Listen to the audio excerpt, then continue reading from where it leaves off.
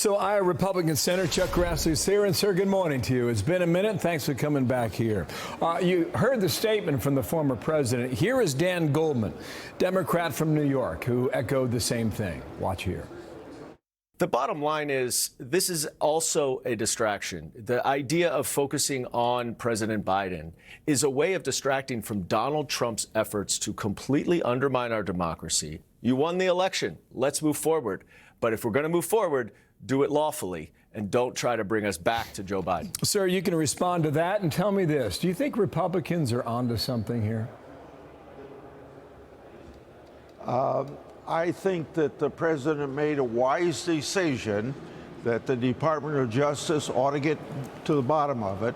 There's been a lot of legal and constitutional questions that have been raised. They need to be answered, and the American people are entitled to know what the truth is, whether or not the law was being abided by or whether President Biden was avoiding his responsibilities. Okay, but you've got an ear to the ground down there. What's your hunch at the moment?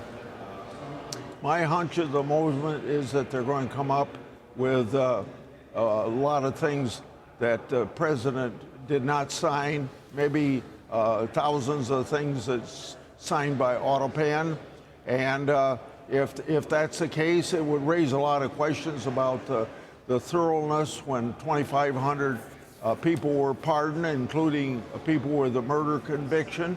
Those are serious charges. I don't know the answer, but I'm sure that Pam Bondi will get to the bottom of it. Okay, but Senator, I apologize for the interruption there. It's my understanding it's not illegal to use an autopen, is it? I can't answer that question for you.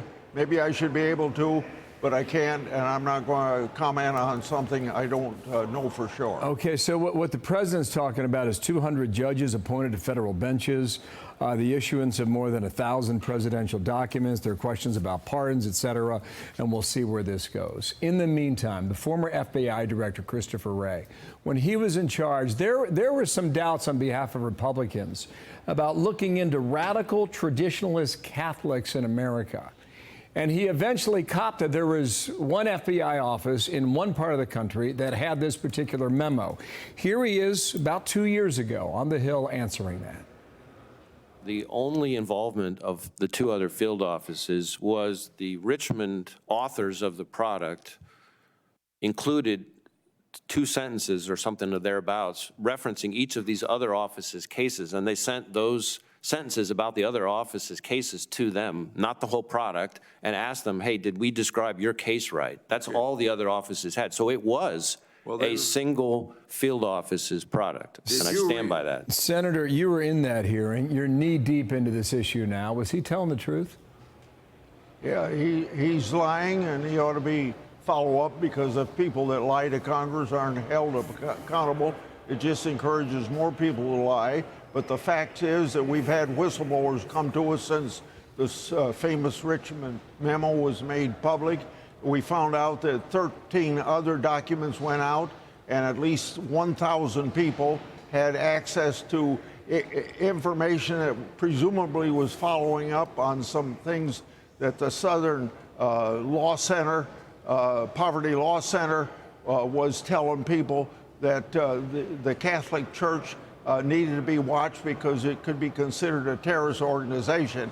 And just even that charge in and of itself is ridiculous, and you'd think that a responsible FBI director would make sure that that shouldn't be followed up on. Wow. So you're saying that Christopher Wray was lying, Senator?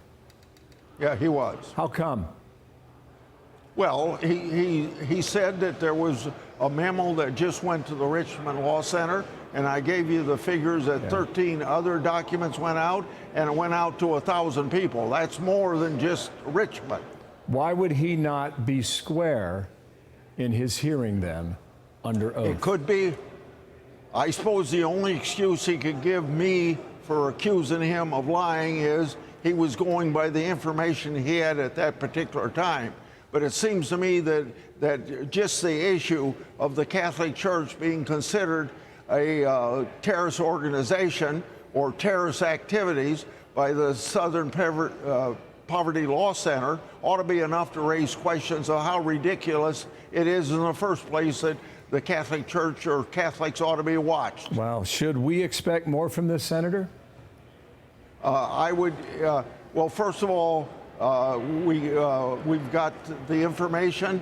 We're going to see whether or not a hearing is necessary. I only use a hearing if we can't get the information other ways. Wow. Senator, thanks for coming on, and we'll follow it. And if there are updates, we'll give them to our viewers when appropriate. Chuck Grassley. Thank you. Thank you, sir, for your time. I'm Steve Ducey. I'm Brian Kilmeade. And I'm Ainsley Earhart. And click here to subscribe to the Fox News YouTube page to catch our hottest interviews and most compelling analysis.